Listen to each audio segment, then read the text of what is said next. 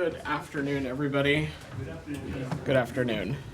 So, you all saw the good news earlier today. I am pleased to say that 4 Americans, Paul Whelan, Evan Gershkovich, Alsu Kurmasheva, and Vladimir Karamurza, are on their way home after being unjustly imprisoned in Russia, in addition to 5 German citizens and 8 Russian political prisoners.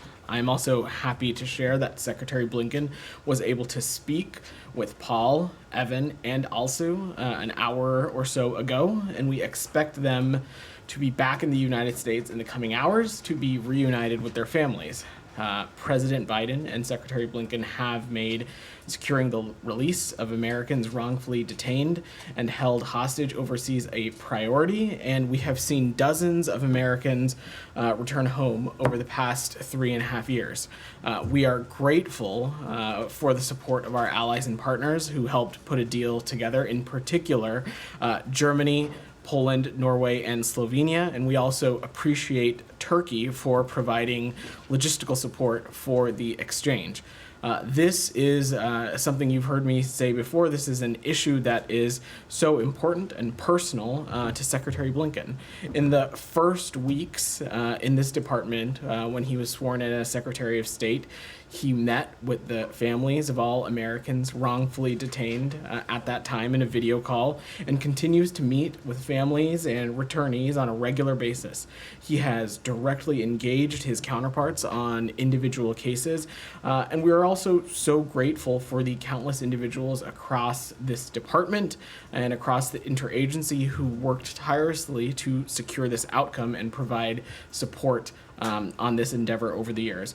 I'm talking specifically about our staff at Embassy Moscow, our staff in Consular Affairs, Roger Karstens and his tireless team in the Special Envoy for Hostage Affairs Office, our team in the Europe Regional Bureau, and all the other regional bureaus and embassies who have made days like this possible.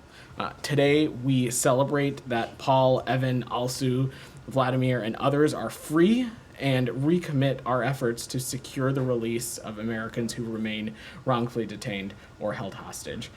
So with that, Daphne, if you want to kick us off. Thank you so much.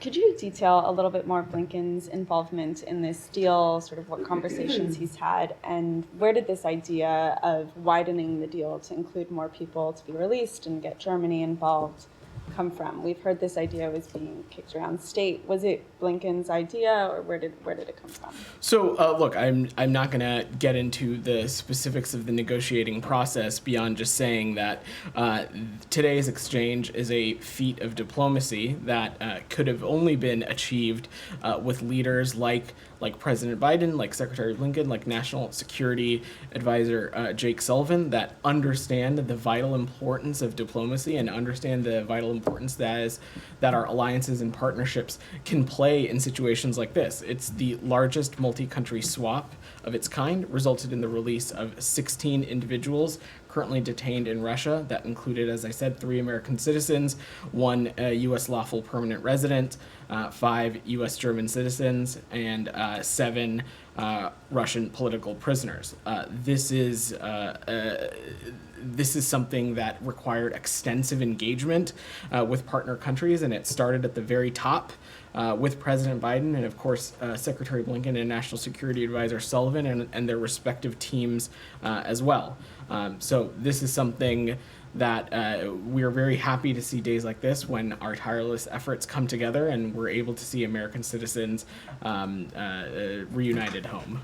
And I know Jake Sullivan has said that you're sort of regarding this as separate issues, but in your mind, does this deal signal at all that Putin might be ready to talk peace with Ukraine or repair relations with the U.S. at all? That's certainly for the Russians and for President Putin to speak to. It's not something that we would ascertain. As the National Security Advisor said, these are separate and totally unique issues. While, of course, we welcome this news and welcome that 4 Americans are going to be reunited with their loved ones, Ukraine continues to be under attack, and the territorial integrity and sovereignty of Ukraine continues to be aggressed on by the Russian Federation. And in that regard, the United States will continue to support our partners in Ukraine. You saw us do so as recently at the beginning of this week with the announcement of another presidential drawdown authority. Camilla, go ahead. Thanks, Rodan. I think I can say on behalf of many of our colleagues that this is a great day for the State Department and across the administration. For the United States. The United States, so congratulations. I wanted to take a moment to ask you about the Americans that are still in Russia, in China, in Afghanistan, in other countries around the world.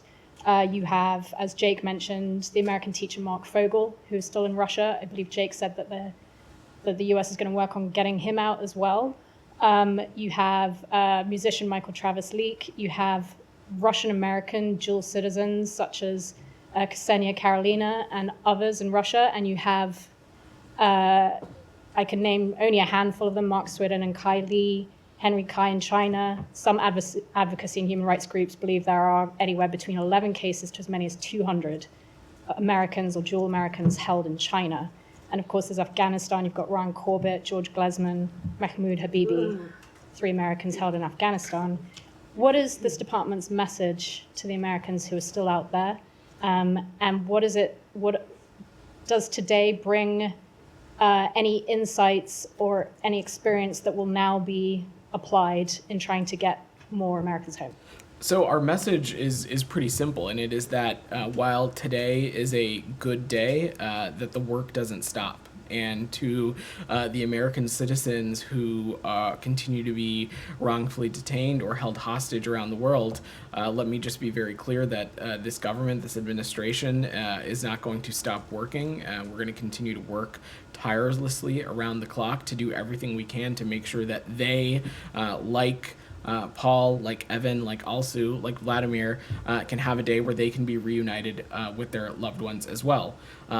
Of course, in the case of Mark Fogel, we've spoken about this before, we have called for Mark's humanitarian release, and we will continue to engage and work through our team in Moscow and continue to have those conversations. And of course, look, there continue to be American citizens detained in legal systems around the world, not, of course, just in Russia.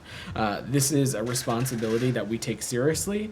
We are monitoring those cases and assessing additional ways that we can engage. And look, regardless of whether an American is designated as wrongfully detained or not, which of course, as you all know, is often the vast minority of cases, the State Department, the United States, works hard to ensure that American citizens have appropriate consular access, that they have appropriate representation in the various foreign legal systems, and more. And that work will continue. That work did not stop, given the good news today. And thank you. And can you also you said that Blinken had spoken to those who've been released. He spoke to reporters not long ago as well. We got the audio of that. He understandably sounded very tired. Can you give any more color from the call with the released Americans? I don't have much more information. He had the opportunity to speak with Paul, Alsu, and Evan. I understand that we're hoping for the secretary to have an opportunity to connect with Vladimir at some point soon. Obviously, of course, the secretary is coming off of a long trip in Asia, but from my readout of the conversation, our Evan, Paul, and Alsu sounded in good spirits. They obviously, of course, had the opportunity to speak to the president as well, and I'm sure they're very eager to see their families, which we know will hopefully happen very, very soon. Thank you. Go ahead, Jillian. Thanks, Rodan. Did the United States ask Turkey or prevail upon Turkey to take this sort of mediator role that they did? in the So, prisoner swap? I'm just not going to speak to that level of specificity in the operational movements of how this deal all came together and how these Americans were returned home, beyond just saying we are thankful for the role that Turkey played. And not only thankful to Turkey, but we're thankful to the other countries that were critical in getting this deal to come together. And you've heard me mention a number of them before: Germany, Poland, Slovenia, and Norway. Right before we came into the briefing, we had the opportunity to see some of the footage, the first footage of Evan and Paul being transferred this morning. It was while they were still in Russian custody. I know you're very happy, as you should be, with the overall way that this deal has worked out. I'm curious as to the details leading up to the moment that they were granted to the United States. It was curious to see the video just because you saw the FSB officers or whoever they were sort of dressed like thugs, manhandling them a little bit as they were coming off the Russian plane. It's not something that we're used to seeing. I'm just wondering if you're happy with the way or have any thoughts on the way that was handled. So look, we're thankful that this deal came together and was able to be executed successfully. We're even happier that these Americans are now safely in American custody, for lack of a better word, and they're on their way home to be reunited with their loved ones. Look, when it comes to the treatment of American citizens who are wrongfully detained or held hostage in Russia, certainly this is not a government that anybody should be taking any lessons from, for again, lack of a better phrase. The fact that people like Paul, like Evan, like Alsu were even detained in the first place is pretty indicative of what fair treatment and humane treatment means to them. But I'm not going to speculate on anything beyond that. One more. Sure. Do you have any concerns or plans in place to prevent today's victory from like encouraging the Russians or any other countries to continue to take American hostages? So look, these negotiations, and you saw the National Security Advisor talk a little bit about this, these negotiations are tough, and they are tough precisely because the other side that is holding these Americans wrongfully detained, they hold the key to the prison cell. They get a vote, they have a say in this process, as maddening and as frustrating as that is. So the president made a tough decision. He made a decision like many others have before him. The ultimate question here is, do we let our people, our American citizens, rot and potentially die unjustly in foreign detention, or do we make efforts to bring them home? And we chose time and time again, in this case, in the case of Brittany Griner, in the case of the 6 American citizens that were released from Iran, we have, and in numerous other instances, we've chose time and time again to bring them home, and we're incredibly proud of that decision. Outside of that, we'll continue to engage with allies and partners. This is something that the Secretary is incredibly personally focused on. It's something that has been discussed a number of times, not just through the auspices of the United Nations, but the G7 and others, of ways in which allies and partners can collectively work together to better protect its citizens from this kind of detention and hostage taking. But I don't have any news to share beyond that on that front. Yeah. Alex, go ahead. You started by describing them all unjustly detained, and the secretary spoke with also as well, along with the others. I was wondering, what did he say to also, given the fact that she never got this formal designation that she deserves, and the fact that it was a formal designation. Can you tell us anything about Roger's involvement in her case? In this process? So look, a wrongful detention designation, it is a deliberative process. It's an ongoing process, and I'm not going to speak to that process publicly or in detail. But what I can say is that the Department of State, Secretary Blinken, he has been closely engaged in the cases, and he's been particularly vocal in calling for Vladimir Kara-Murza and Alsu's release, and we're thankful that the deal came together that allowed that to happen today. And I think the second part of your question was Special Envoy Karsten's involvement. Look, the SPIHA office and Ambassador Carstens and his team are a key component of an interagency effort when it comes to our round-the-clock work to do everything we can to make sure that our American citizens are able to be reunited with their loved ones. Representatives from the office were involved in not just the exchange, but are involved in making sure that Evan, Paul, Alsu are able to make it back to the United States safely as well. Thank you. I was also wondering how much of a coalition, if you want, you build throughout this process will help you secure Austin Tice's release. You know, Turkey and others do have relationship with Syria. We're just entering into another painful anniversary.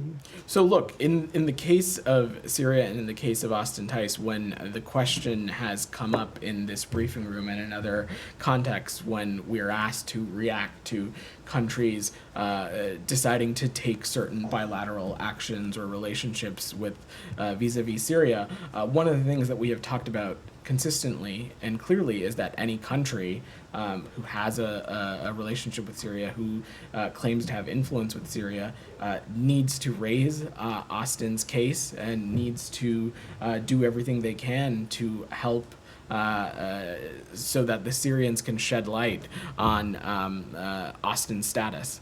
That continues to be the case. I don't have any updates as it relates to his detention, but of course, in that context, in this context, of course, we are seeing the impact of diplomacy, the impact of having alliances and partnerships at work. Again, my final one on this, given what you just told us in your response to Daphne's question, can you assure us that there will be no discussion with the Russians about Ukraine without Ukraine? That is absolutely our policy, Alex. Yeah. Go ahead, Said. Thank you. Yeah, of course, it's a great Is this, do you want, before, I think there might be a couple other questions on the news of today. by all If means. you have questions on that, happy to talk to them, or I can come back to you. I definitely want to ask about this, but I defer to Okay. the others Thank you, that are Saeed. dedicated. Go. Thank you, Vedant. I'm gonna go, I'll come to you after. He had his hand up before you. Go ahead. President Biden said he didn't need to talk to Vladimir Putin about this. It doesn't sound like there's a major change in relations between the U.S. and Russia. Because there's not. That is, I forget which of your colleague asked the question. This is not some sort of reset of any kind of relationship. It is not. There has been no change. This is a good day because American citizens are able to come home, and we're incredibly proud of the work that has happened to get that done. But as I just said, Russia's aggression into Ukraine continues. Russia continues to show no desire to engage in good faith when it comes to our Ukrainian partners. They continue to have Russian security forces on Ukrainian territory. They continue to assault Ukrainian men, women, and children. They continue to occupy territories that belong to our partners in Ukraine. So again, in that regard, we intend to continue to stand with our Ukrainian partners. Just on Monday, we announced another presidential drawdown authority. Yeah, go ahead. Yeah. Thank you. Just a quick follow-up. Do you have any, further comments on the Turkish mediation efforts in this prisoner swap?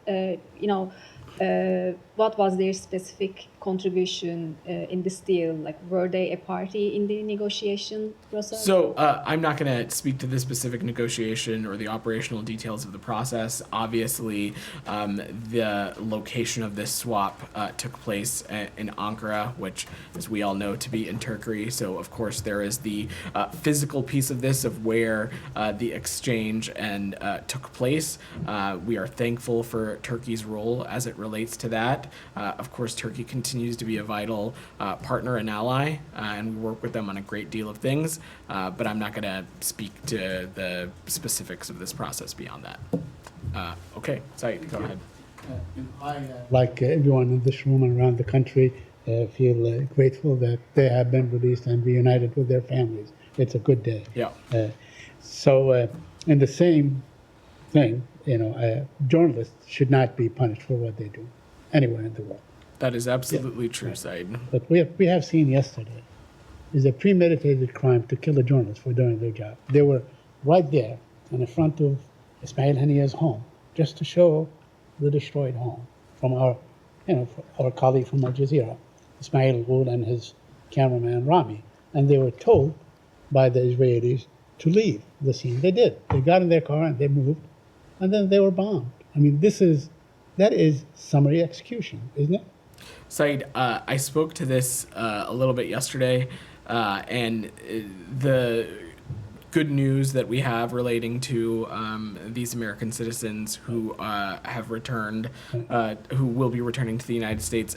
I don't have an update on this other situation for but you beyond that. Let me just say, because you've asked the question, the reports that you mentioned yesterday as well, we've seen those reports. We're tracking the details. We continue to engage with our partners in Israel about any additional information. But beyond that, when we have talked about journalists who have been killed in Gaza, this is something that the Secretary has spoken to a great deal.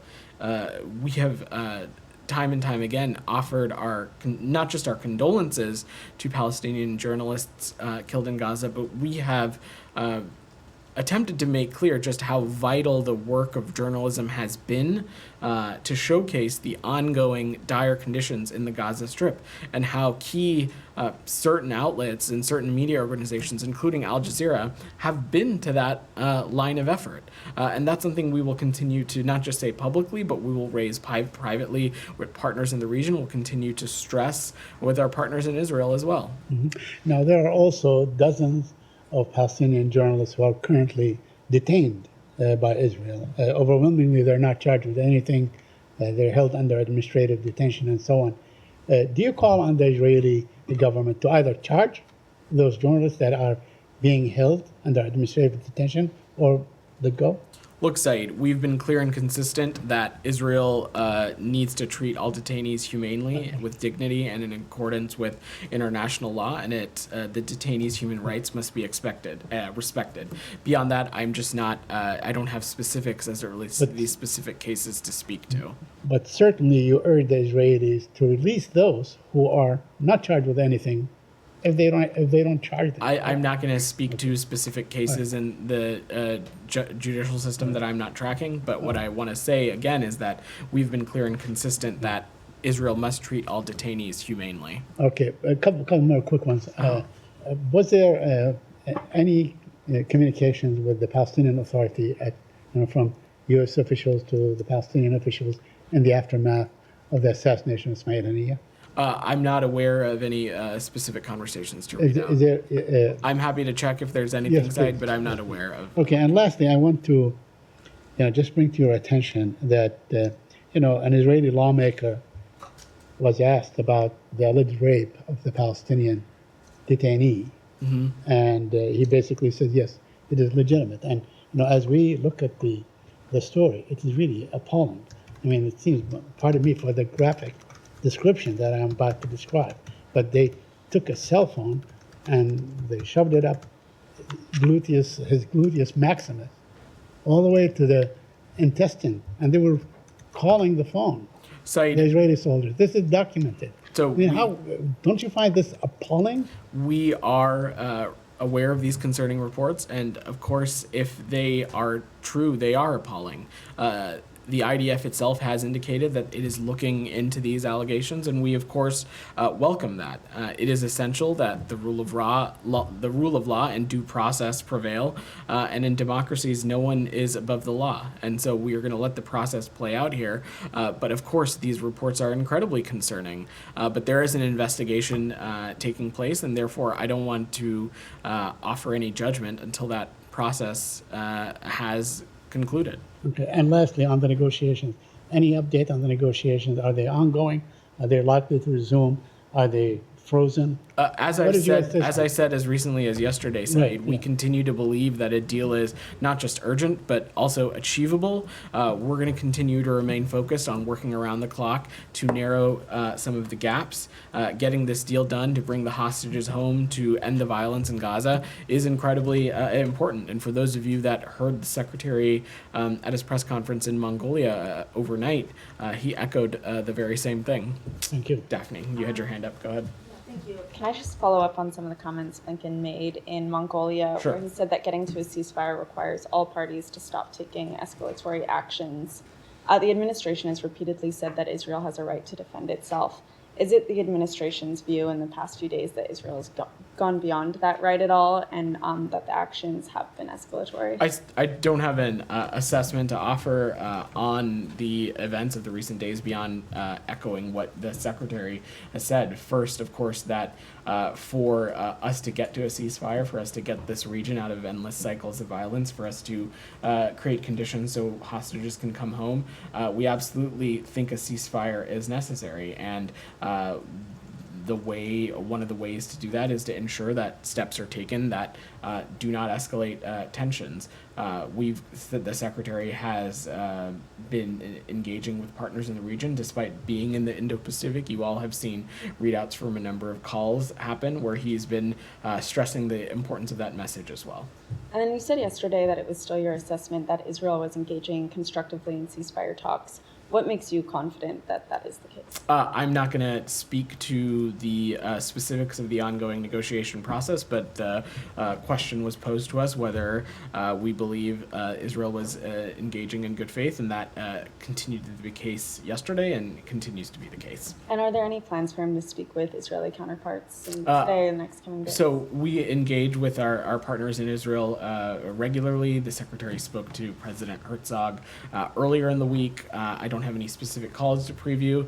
As you saw, the White House mentioned, or the National Security Advisor responded to a question about a call between President Biden and Prime Minister Netanyahu that we anticipate will take place later today, but beyond that, I don't have anything to preview. Camilla, go ahead. Following on the calls that the Yeah. Secretary's been making over the last 24 hours, 48 hours to Middle East partners, has the department reached out to Saudi counterparts at all to get any kind of reaction on the deaths of Ismail Haniyeh? And also Israel has confirmed the death of Mohammed So Deif. we expect the secretary to partake in a number of additional partner calls. I'm not going to list them off as a list, but as is consistent, we will make sure to share readouts of those when they take place. But I don't have anything to preview. Is there any concern that the Saudis might have the same sentiment that the Qataris initially had? I'm just not going to speculate on what a call may or may not look like until it's happened. I don't have any specific thing to speculate on. Janie, go ahead. Thank you, Vedan. A couple of occasions, garbage balloons sent by North Korea to South Korea fell on 3,300 locations, including the presidential office and the Ministry of Defense and the U.S. military bases in South Korea, and even started fires. What is your view on North Korea's continued provocations in an irrational ways? Well, that it is exactly that. It is a provocation. It is something that we find to be reckless and destabilizing, and also just wholly unhelpful. Yeah. Also, there are many Americans living in South Korea. What response measures do you think are necessary? For response measures what? Many Americans living in South Korea, including military families. Of course. So look, our consular efforts are of vital importance to us. We take the safety and security of Americans incredibly seriously. I don't have any specifics to offer as it relates to efforts in the Republic of Korea beyond just saying that that's something we will continue to address as needed. Tracy, you've had your hand up. Sorry, didn't mean to. No, you're good. To my colleagues' questions Yeah. On the Middle East. Sorry to go back to the Middle East. All good. On those calls, is Secretary Blinken receiving assurances that these countries are still on board with this process of negotiation, or to the contrary, is he getting people backing out? Like, we heard initially from the Qataris, they expressed reluctance, let's say. So look, I'm Any not assurances gonna, one way or the others? I'm not going to read out the calls more specifically than we already have been, and certainly I'm not going to speak for other countries, but there continues to be a consensus that a ceasefire deal, one that can, as I've said before, create the conditions for the remaining hostages to return home, create the conditions for humanitarian aid to get into Gaza, create conditions for further diplomacy to take place to get this region out of endless cycles of violence. Our partners in the Arab world, our partners around the world, our allies and partners, all believe that that is in the vital interest of the region, and that work is going to continue to remain ongoing. Thank you. Go ahead. Yeah. A UN report yesterday expressed concerns about the rise of terrorist groups in Afghanistan. The report claims that ISIS and TTP, Tehrik-e-Taliban Pakistan, have more than 6,000 fighters attacking on Pakistani soldiers and pose a threat to regional peace. What are your thoughts on that? So we've spoken a little bit about this before. ISIS-K is a transnational terrorist network that has the ambition and capacity to launch international terrorist attacks. And as we consistently say, we're working to ensure that Afghanistan never serves as a launching pad for terrorist attacks against the United States or our allies. We are taking a whole of government approach to our Afghanistan counterterrorism efforts. We are cooperating with partners and allies, including in the immediate region, and we're working vigilantly to prevent the reemergence of external threats from Afghanistan, including by working with partners to counteract terrorist recruitment efforts as well. So Bloomberg reported another assassination attempt on U.S. citizen and human rights lawyer Gurpatwant Singh Pannu by Indian agents. Canadian authorities claim to have arrested 5 Indian nationals planning to target Mr. Pannu at a wedding ceremony. The U.S. is still waiting for the results of internal investigations by India. So what kind of conversations going on with India, like at the diplomatic level on these? So first, as it relates to the news that you mentioned out of Canada, I would refer you to the Canadian government to comment on issues that are happening within their law enforcement system. As we have said before, we continue to expect accountability from the government of India in relation to the alleged role of an Indian government employee in the failed attempt to assassinate a U.S. citizen on U.S. soil that occurred last summer. And we continue to raise our concerns directly with the Indian government at senior levels. Jackson, go ahead. Thanks, Vedant. Speaking of Mark Fogel, did the United States try to get him as part of the deal? So I'm not going to speak to the specifics of the negotiation process, Jackson. What I will reiterate is what you've heard the National Security Advisor say, what I just said earlier to one of your colleagues. We've called for Mark's release on humanitarian grounds, and we'll continue to work that effort in close coordination with our team in Embassy Moscow. And Venezuela's Maduro says he's open to restart dialogue with the U.S. after the Qatar agreement failed. Is the U.S. even interested in dialogue with Maduro at this stage? Well, in the context of Venezuela, it's a little bit important to take a step back here. I think first, in the context of the presidential election specifically, we applaud the Venezuelan people for their participation in the July 28th presidential election. We know that at least 12 million people peacefully went to the polls and exercised their right to vote, and that the sum of more than the 80% of the tally sheets published by the Democratic opposition and received directly from polling stations show that Edmundo Gonzalez received an overwhelming majority of the votes in this election. The CNE's rapid declaration of Maduro as the winner comes with no supporting evidence. And meanwhile, Venezuelan opposition and civil society provided decisive evidence showing that Edmundo Gonzalez received a majority of the votes in this election. It's been 4 days since this election happened.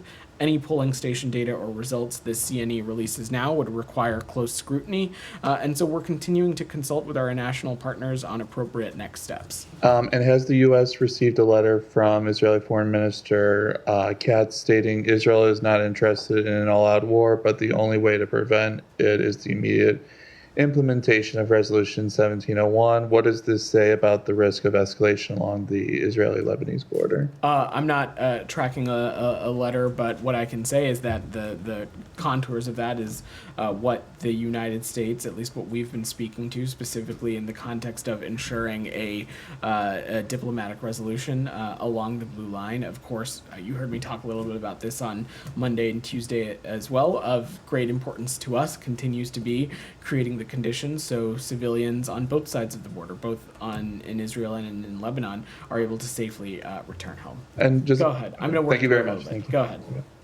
Yeah, go ahead. In the back. I want to ask about how many times the USA asked Israel to investigate itself, and what is the result? Look, over the course of this conflict, let's be clear about something first. Israel has every right to defend itself from terrorist attacks and threats, and to hold account the Hamas terrorist actors that conducted the horrific October 7th attacks on the Israeli people. Over the course of this conflict also, when we have taken issue with action, when we have seen inconsistencies in how operations are conducted, when we have seen civilians impacted, when we have seen the flow of humanitarian aid impacted, we have raised those issues with our partners in Israel. We will continue to do so. In some of those instances, we will discuss those privately. In some instances, we'll discuss those publicly, but we'll continue to engage appropriately with our partners in Israel. Will USA will ask a Palestinian civilian to investigate themselves? Pardon me? Will USA will ask civilian Palestinian to investigate themselves? I'm not sure I follow your question. When it comes to our partners in Israel and their conduct around certain operations, when we have needed or solicited additional information, we have done that, and we engage with our partners in Israel around the clock, and will continue to do so. Go ahead in the back. Thank you. It's great that Vladimir Kara-Murza is free. There are Armenian POWs in the jails of Azerbaijan for 4 years by now. And there are Armenian local politicians from Nagorno-Karabakh, again in the prisons of Azerbaijan for nearly 1 year after Azerbaijan launched another unprovoked attack last fall. According to Freedom House, after Karabakh's territory came under Azerbaijani control, Karabakh is the most unfree territory in the world. It's worse than North Korea, it's worse than Venezuela, Syria, Afghanistan, you name it.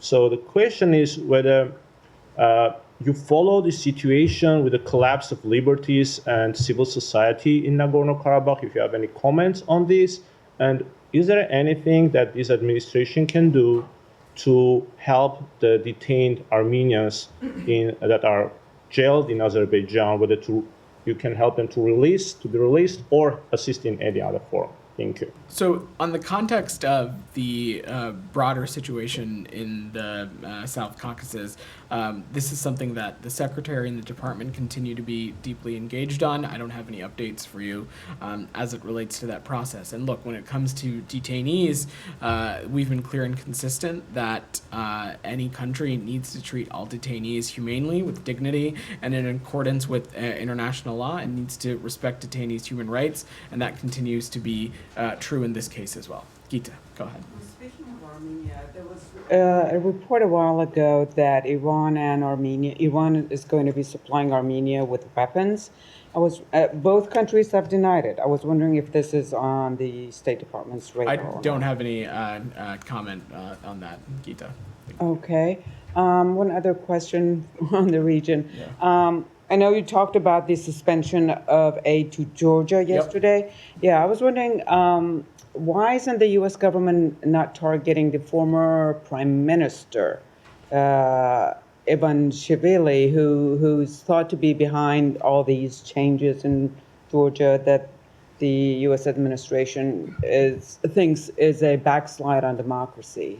So, Gita, I just am not going to get into the habit of previewing specifically what actions the United States may or may not take, just beyond saying that we, of course, continue to have tools at our disposal and arsenals in our toolbox to hold relevant entities accountable should we need to, including in the context of Georgia. But I'm not going to get into it beyond that. Okay. Go ahead, Alex. Clarify. Yep. Is it under consideration? I'm just not going to speak to sanctions from up here, Thank Alex. you. Russian border guards left Armenian airport. Do you have any comment, any reaction to its implications to the region? Well, we'd spoken about this, Alex, I think, when this first happened. I think a number of, I want to say maybe it was almost a year or so ago, maybe more. Time is, I lose track of time. It was, of course, a concerning development then. I don't have any additional details behind this development. I'm happy to look into it, but certainly would be a welcome step in the right direction. Thank you. Find on Turkish-Armenian negotiation. I know we asked that a number of times this week. Do you have anything? I don't have any updates for you, Alex, beyond just saying that, as I said to your colleague in the back, this is something that the Secretary is deeply engaged on, and we're committed to. All right. Thanks, everybody. Middle East. Thanks.